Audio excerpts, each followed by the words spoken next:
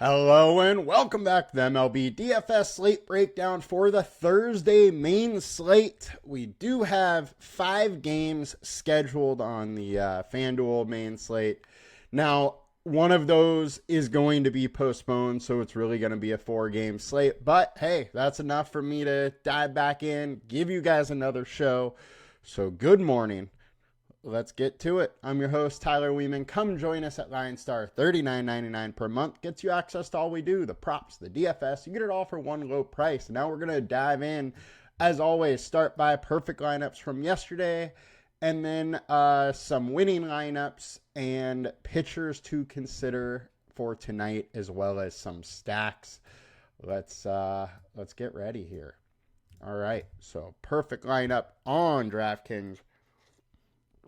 Kevin Gausman absolutely shut down my Padres, unfortunately. He went nuts. He had a game. Knew that was in him. Don't love facing the Padres, but hey, at least I had some of him there. And then then we also had Dustin May, who had a game. Six innings, 8 Ks, 1 earned run. He got it done for you. So the May and Gausman duo is what you wanted. And then we had a 2-man A's stack. Run back with Lawrence Butler. The Blue Jays put up 14 runs and only one guy is in the perfect lineup. Wild. Then a 2-man Mets, Ketel Marte, and Jake Berger, who had that double-double yesterday. 2 home runs for him. Now, the winning lineup went to Letumia, and they had 220-30. They had Gausman. They had DeGrom. DeGrom had a solid day too. Cannot hate on that play whatsoever. And then a good old, 3-man Angel stack, 2-man Philly, 3-man A's. So 3-3-2. A lot of correlation there and just not as big a stacks as normal, but 3-3-2 is absolutely fine. You can definitely play that. Congrats to them. Now let's get over onto FanDuel, see what we got there. We got Gausman as the pitcher, 2-man Rangers, 2-man Mets, 2-man Blue Jays, and then 2 one-offs. But it was in that late game with Lawrence Butler versus Ohapi. The winning lineup went to Bugsy, 7777, who had DeGrom. They had 3-man Angels, 3-man A's, and then 2 one-offs to round that out and get it done for us. So congrats to Bugsy. Congrats to the DK winner. Let's dive into today, see what we can uncover. It's a short slate, so it's going to be a short show. It's just kind of how it works these days. But let's get over to DraftKings highest-owned pitchers, Jake Flaherty, AJ Smith-Shawver. Flaherty, 8,300. I think he should probably be one of the higher owned pitchers. Now, he hasn't been great. 5.04 FIP over the last 20. FIP of 5.58 over the last 5. K rate is at least elevated. Stat cost data looks awful. Splits are okay. Team BVP data, though, he has been torching Cleveland. 72 plate attempts, 194 average. Almost 28% K rate. Combined K rate, 24.6. I don't mind some Flaherty in what looks to be, a trend of him just dismantling this team. Don't necessarily expect 30, but hey, mid-20s are totally in the realm of possibility. And this slate is real rough for pitching, so you're not going to feel cushy about anything. AJ Smith-Shawver, 9,800, 25% owned. I don't mind going with some Smith-Shawver. I do really like him as a prospect and as a pitcher. I think there's big-time upside here. And 3.25 FIP over his last 5 with a 25% K rate. Totally fine with me. Now, Washington has some boom, but I don't mind facing them. I think Smith-Shawver can miss enough bats to make it where they don't really make him pay. I do think his price is a bit elevated at almost 10K, but I'm fine having some in this spot versus Washington. Now, this Baltimore and Boston game is probably going to be postponed, so we're just going to skip that. Trevor Williams is the value du jour probably on this slate where people are going to go there.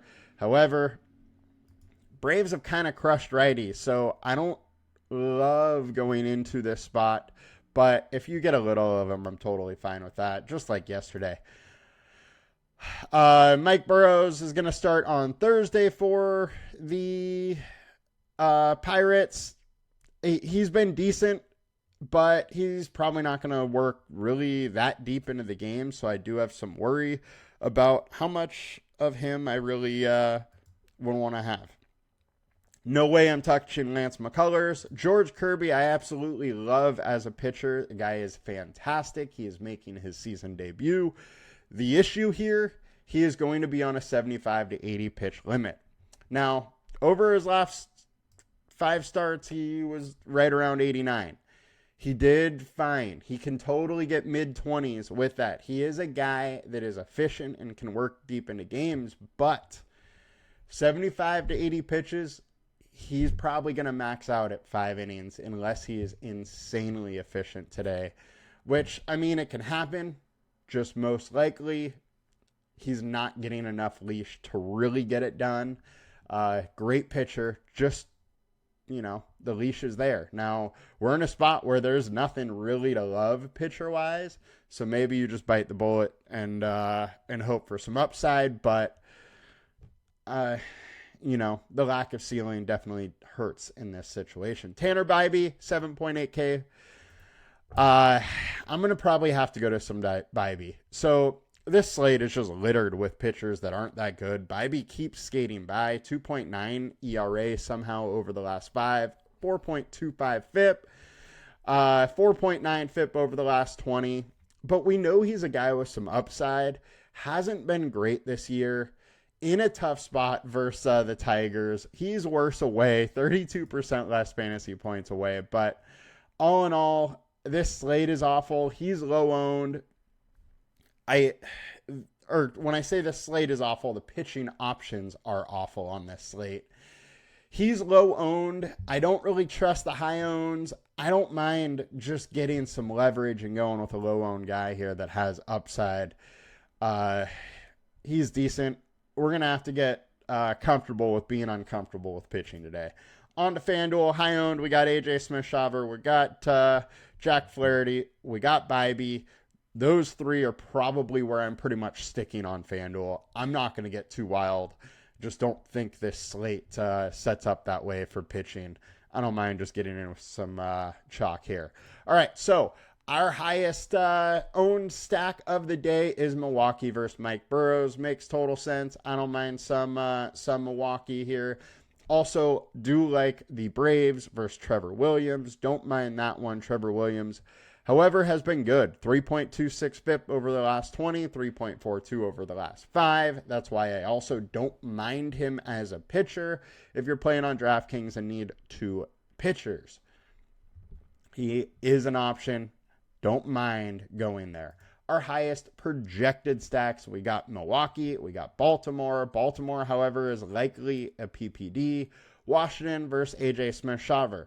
Do not want to face Shawver. He is very good. However, it's a small slate, and there's going to be some leverage there. Washington can definitely hit the ball hard, so I have some interest. Detroit is also popping up. I'm fine with some Detroit versus Tanner Bybee.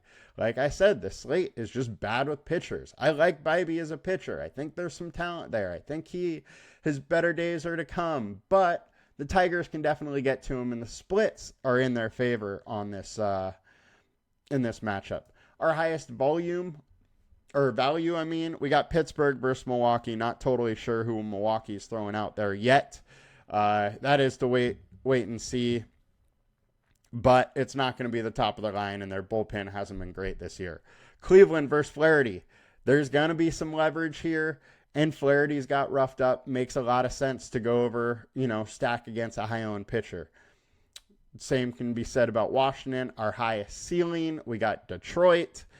It's also a nice leverage play, so makes some sense to go there. And our teams tab here, Atlanta Braves at 4.6, Milwaukee at 4.6, Seattle at 4.5. Absolutely love the Seattle stack. The ghost of Lance McCullers is still somehow on the mound, and he's just not very good. Over the last 5, 8.04 FIP. Surprised he's still in the majors, to be honest. 4.4 for Pitt. Fine going there as well. That bullpen's not that good. Fortunately, Boston's probably gone. Detroit makes some sense. And then when we go down here, I think Cleveland versus Flaherty as well makes some sense. That's going to do it for us today, guys. Real quick one. For this slate, be okay getting uncomfortable.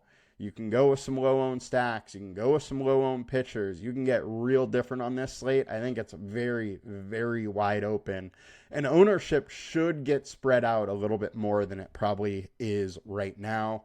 Hope you guys have a good one. We'll be back with more tomorrow when we have a big Friday slate. Y'all have a good one. Let's make some money. Please like, comment, and subscribe. Talk to you later. Peace.